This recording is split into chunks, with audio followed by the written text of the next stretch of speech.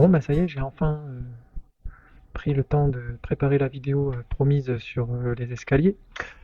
Euh, il se trouve que notre fils de 12 ans a fait une péritonite en début de semaine, donc je suis à l'hôpital pour un petit moment et donc j'ai pas mal de temps à occuper. Au début, j'ai regardé donc ce qui se faisait en commerce, quoi, Leroy Merlin, etc. J'ai vu que c'était bon en premier prix, on était autour de 500 € et sur du bois, du sapin blanc, tout bête, pas lasuré, rien. Et on atteint les 1500 € assez rapidement. Et surtout, en fait, j'ai découvert en fait en allant sur place que les escaliers qui étaient vendus, c'était de toute façon en kit. Donc, des bouts de planche à assembler et à lazurer soi-même. Donc, je me suis dit, bon, finalement, si c'est juste des bouts de planche, peut-être que je peux trouver quelque part sur Internet quelqu'un qui aurait fait le patron de tout ça et pouvoir les faire moi-même. Si c'est juste découper du bois, je sais faire. Donc c'était un peu le défi, mais donc du coup j'ai cherché sur internet et j'ai absolument rien trouvé, ni blog, ni vidéo sur YouTube, donc raison pour laquelle je fais cette vidéo d'ailleurs. Et donc du coup j'ai cherché, j'ai trouvé bon rien qui correspondait à ce que je voulais faire, mais donc je me suis inspiré de quelques photos, des choses assez simples que j'ai pu trouver. Et puis j'ai découvert l'escalier à la française, donc tout simplement deux planches de bois qui forment les limons et avec des rainures et dans lesquelles on vient glisser les marches, quoi. Donc ça me semblait assez simple à faire. La seule chose qui est plus difficile, c'est de calculer donc tout ce qui est longueur de marche, hauteur de marche, nombre de marches, etc. Et surtout si on a du coup un palier intermédiaire, là, moi je trouvais ça plus sympa de faire un quart tournant euh, par rapport à la disposition.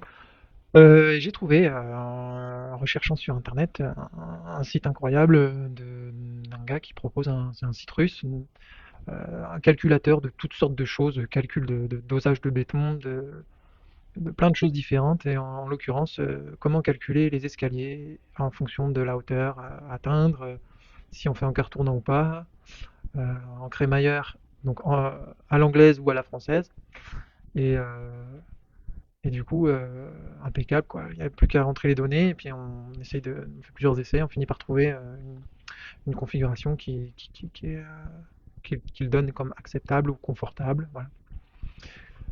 Aussi, il y a mon beau-frère qui est charpentier qui m'a donné une astuce pour le fait de faire des marches qui traversent le limon avec un trou derrière et on y glisse un petit morceau de bois, ce qu'on appelle une clé, qui vient donc contenir l'ensemble. Voilà, et donc comme d'habitude, eh ben, j'ai fait une modélisation sur SketchUp avec toutes les pièces, avec toutes les infos que j'avais trouvées en termes de calcul. Et je me suis fait une petite notice et je me suis imprimé ça et c'est parti après pour la découpe. Donc voilà, les premières pièces avec les rainures dans les limons, un limon entier, tout terminé. Pour les rainures, ben, tout simplement avec une scie circulaire, les deux traits avant et après, et puis je fais au milieu, et puis je finis au ciseau à bois. Voilà, sans oublier donc le trou pour les marches qui donc vont dépasser. Et un petit coup de ponçage pour rendre la chose un peu plus arrondie. Donc les marches, même chose, dès les découpes. Bon là c'est les trois marches qui traversent. Donc comme d'habitude moi je mets toujours un petit coup de melon sur les angles histoire de casser les arêtes. Voilà, c'est ma marque de fabrique. Euh, Ensuite sur les marches du petit escalier qui lui est en crémaillère, donc il y a des rainures. J'ai fait des rainures pour que ça tienne bien dedans, mais par contre ces rainures je les ai faites en présentation sur une fois que les deux petits limons étaient posés. Comme ça je suis sûr d'être bien dessus. J'ai fait tous les tenons aussi à l'avance. Même chose, petite découpe, finition au ciseau à bois, un léger ponçage, et c'est parfait. Voilà. Une fois qu'on a donc toutes les pièces découpées, il n'y a plus qu'à assembler. Donc moi je vais commencer par le palier et d'abord donc une première face que j'ai décidé de faire en bardage bois. Donc j'ai mis un petit, un petit retour pour que ce soit à fleur. Voilà, je voulais faire quelque chose de lisse. Voilà, donc j'ai, comme le bardage n'est pas pile poil, bah, je prends sur place la colle, je le redécoupe pour que ça tombe pile poil. Une fois que tout est ok, qu'on est bien parallèle, qu'on forme bien donc un bon rectangle, je pré-perce mes bardeaux pour éviter qu'ils fendent. Voilà, la perceuse, et puis une vis d'abord dans les quatre coins, comme ça bloque le carré. Et puis après, des vis pour chacune des lattes. Voilà. Avec bien sûr le pré-perçage avant.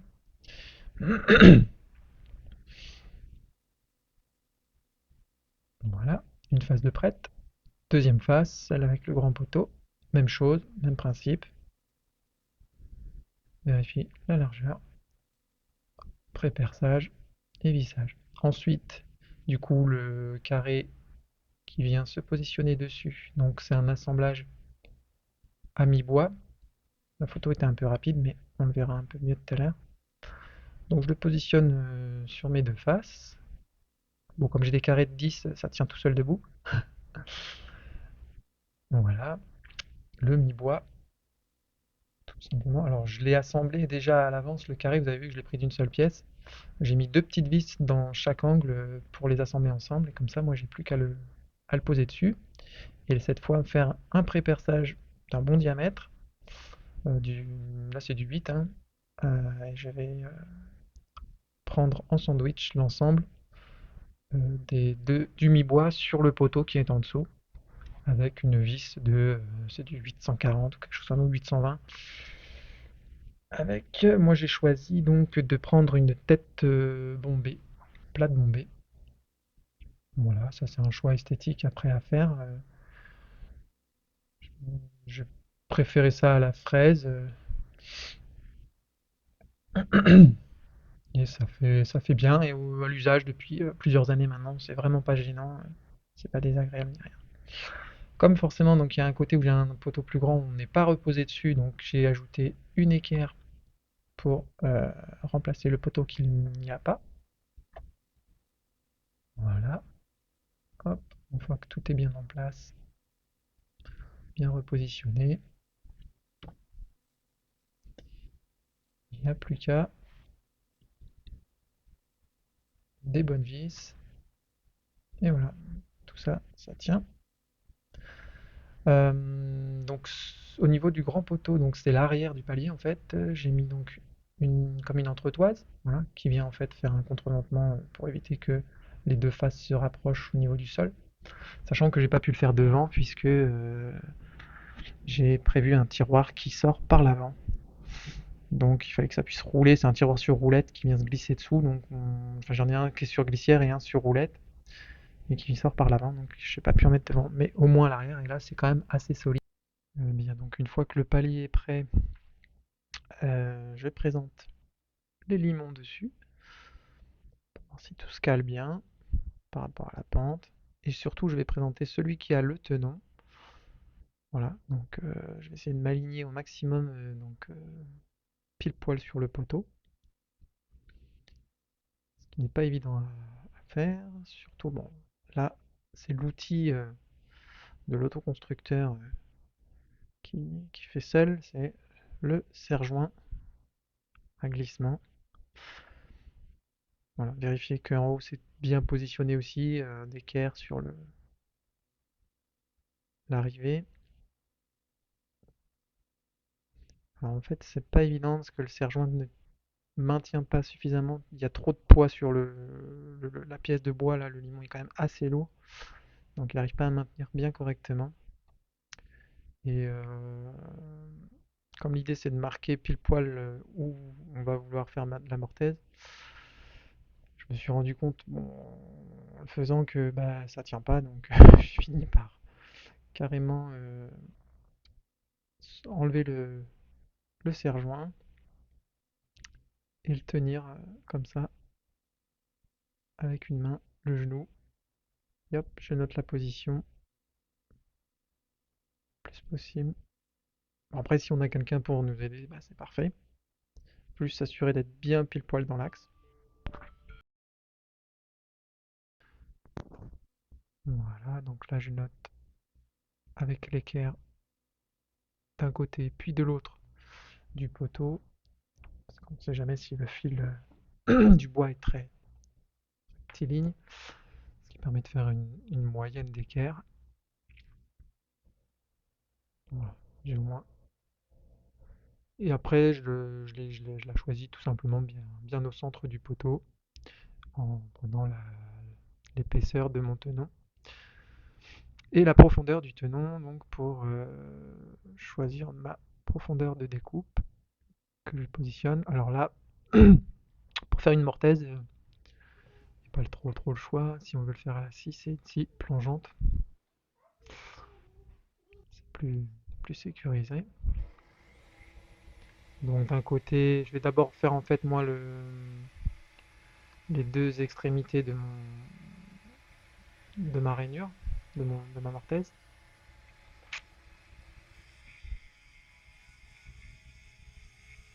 Faut aller vraiment tout doucement, parce que sinon ça saute. Il y a quand même pas mal de profondeur, là on est sur 5 centimètres quand même. Donc ça mange pas mal. Faire attention à bien positionner, bien caler l'équerre, la règle, pardon. Et puis bien s'arrêter aux traits, donc les fameux traits qui ont été faits juste avant. Alors là, j'aurais pu le faire de l'autre côté, le deuxième découpe, mais parce que j'avais quand même le morceau de bois du carré qui s'en va là pour m'appuyer. Il fallait, voilà, en tenant compte de l'épaisseur de la lame. Mais bon, c'est vrai que quand on a un trait de dessiné, c'est plus facile de se mettre du côté du trait. Et puis après, ben, en fait, comme toutes les rainures, comme toutes, voilà, dès qu'on a ce type de découpe à faire, c'est ce que j'appelle, enfin, faire des lasagnes. Voilà, on se retrouve avec tout ça en petits morceaux et puis avec un ciseau, hop, on va aller j'ai arraché les lames qui restent dedans, nettoyer toute la rainure, tout le trou. Voilà. Bon après bah, c'est un peu long, faut être patient, mais on arrive à bien nettoyer cette mortaise. Et voilà, une fois que c'est propre, bien lisse. Ouais, c'est pour ça que la mortaise donc des biais, c'est pour ça fait le ça permet de suivre l'arrondi de la lame en fait, qui elle est ronde. Donc je le présente, je vois qu'en fait il manque encore 2 millimètres, donc je vais mesurer ce qui manque et reprendre la mortaise avec ça et puis la représenter. Alors si on est bon du premier coup, c'est bien. Et voilà, là c'est ajusté, c'est pile poil, c'est bien pris dedans. Avant de faire tout l'assemblage, j'en profite pour visser en fait la dernière petite poutre du carré là en fait qui elle n'est pas était juste posée sur le bardage mais pas fixée, elle n'a pas d'équerre comme l'autre. Donc comme la vis pour le prendre à travers le poteau était au niveau de la mortaise, et ben voilà, je fais à travers une fois que la mortaise est faite. Voilà. Et après un petit pré-perçage pour les vis qui vont être au bout de la mortaise, donc dans la mortaise à travers, qui vont aller choper le tenon. Alors j'y vais tout doucement pour pas fendre le bois, avec d'abord un petit peu de perçage, puis une vis qui fait sortir juste la pointe, et je reprends le perçage de l'autre côté, ce qui nous fait un trou propre. Il n'y aura plus qu'à visser à travers. Voilà.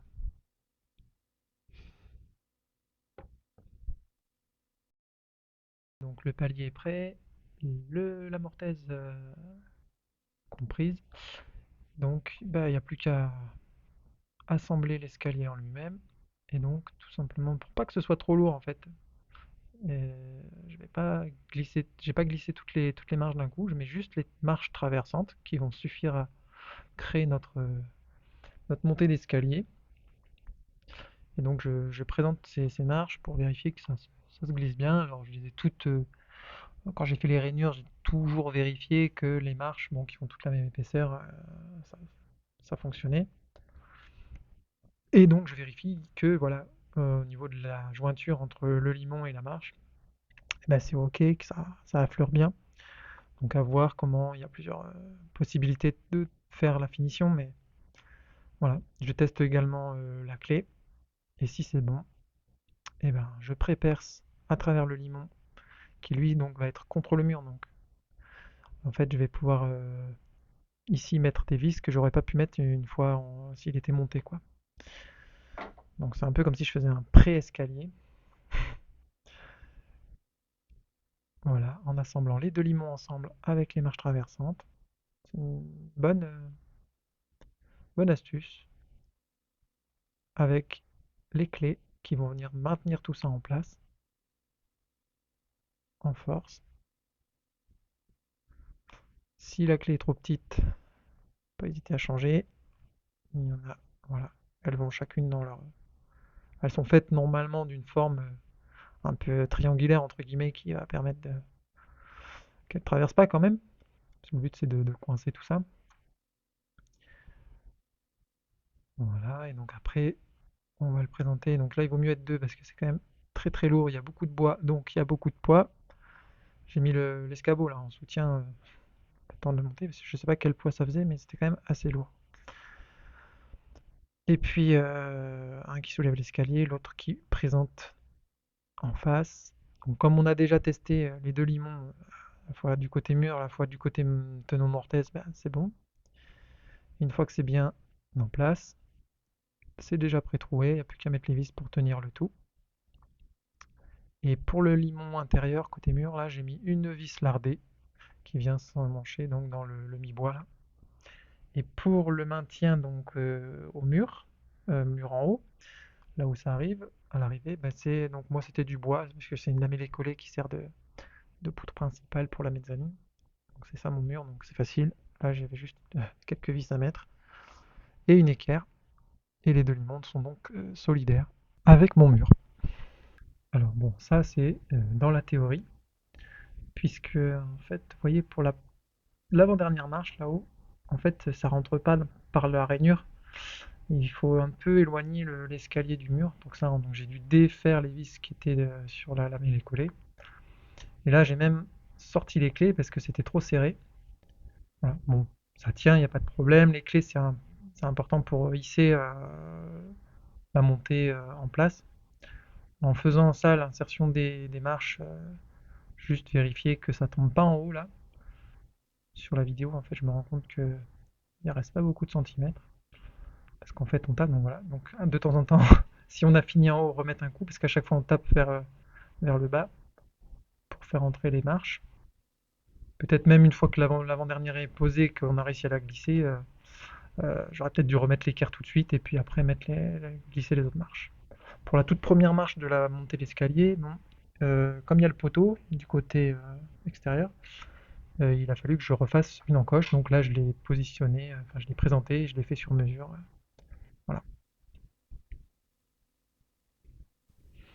Donc ça y est, on commence à avoir quelque chose qui ressemble à un escalier, mais il manque encore une rambarde. Donc j'avais déjà préparé le. Alors j'ai pas fait le tenon de la rambarde. Je l'avais laissé carré. Voilà à peu près la section que j'ai pris. Et je l'avais déjà préparé le haut de la rambarde. Donc arrondi, poncé. Histoire de rendre la chose agréable quand on glisse la main dessus. Bien poncer les arêtes.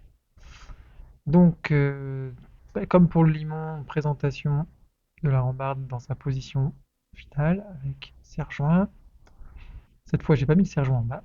Je l'ai fait directement au crayon. Voilà, ça me permet d'avoir exactement la pente, l'axe, enfin le bon angle à découper pour le tenon. Et après, je vérifie les deux posés en serre-joint. On va voir si le tenon se présente bien. Et donc pouvoir faire la mortaise, bon, qui est plus difficile puisque petit, donc pas de lame de scie circulaire, c'est tout au ciseau à bois. Et voilà, après une présente à l'intérieur et une vis en haut dans le poteau. J'ai mis une vis en bas aussi également, on la voit là. Et il me restait donc à faire le petit escalier du bas. Donc les petits limons vissés tout simplement sur les côtés des poteaux du palier.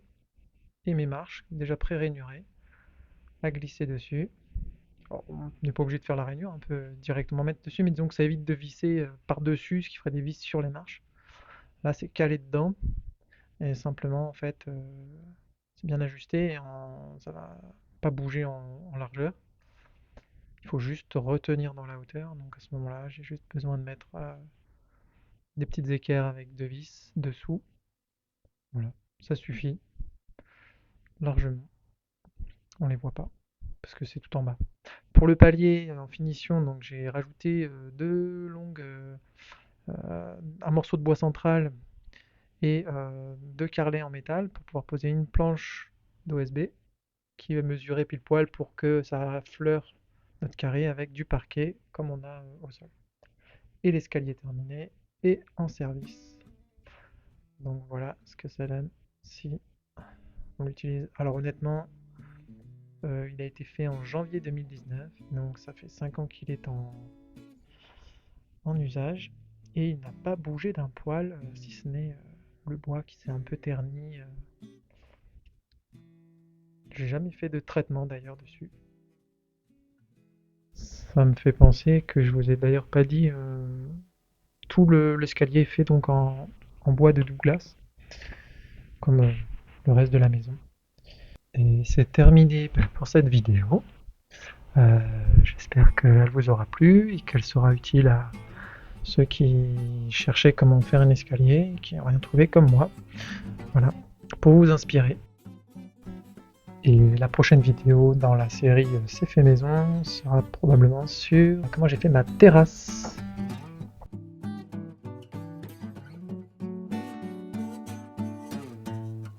À bientôt.